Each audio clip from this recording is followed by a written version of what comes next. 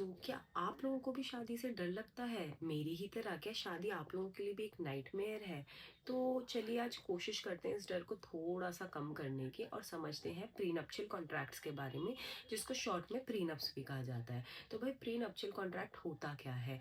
तो शादी से पहले जब लड़का-लड़की, ब्राइड-ग्रूम दोनों एक कॉन्ट्रैक्ट में आ जाएँ और वो लोग उसमें ये डिसाइड करें कि भाई in future in worst case scenario अगर 1% भी डिवोर्स की नौबत आ जाती है और हम अपने मैरिज को आगे सब्सिस्ट नहीं कर सकते हैं, तो इन दैट केस हमारी प्रॉपर्टी, बच्चे, स्त्री धन एक्सेट्रा एक्सेट्रा इन चीज़ों का होगा क्या? तो इस टाइप के कॉन्ट्रैक्ट्स को कहते हैं प्रीनप्शियल कॉन्ट्रैक्ट्स। पर भाई इंडिया में तो प्रीनप्स वैलिड है नहीं, क्योंकि इंडिया में शादी को बहुत ही रिलीजियस और पायस माना जाता है, एक सैक्रामेंट माना जाता है। तो किसी भी तरीके का कॉन्ट्रैक्ट शादी के नाम पे वैलिड नहीं है इंडिया में।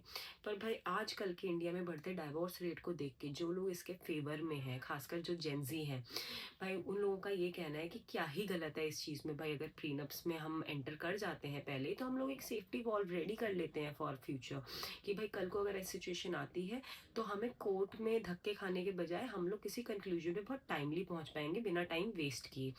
ऑन द अदर हैंड जो लोग इसके अगेंस्ट हैं वो लोग ये बोलते हैं कि भाई शादी जो होती है वो चलती है ट्रस्ट पर। अगर ट्रस्ट ही नहीं है और तुम पहले से ही सोच के बैठ जाओगे कि आगे जाके डाइवोर्स होना ही है, तो वो तो होगा ही। तो ये थोड़ा सुपरस्टिशियस थिंकिंग आ जाती है यहाँ पे।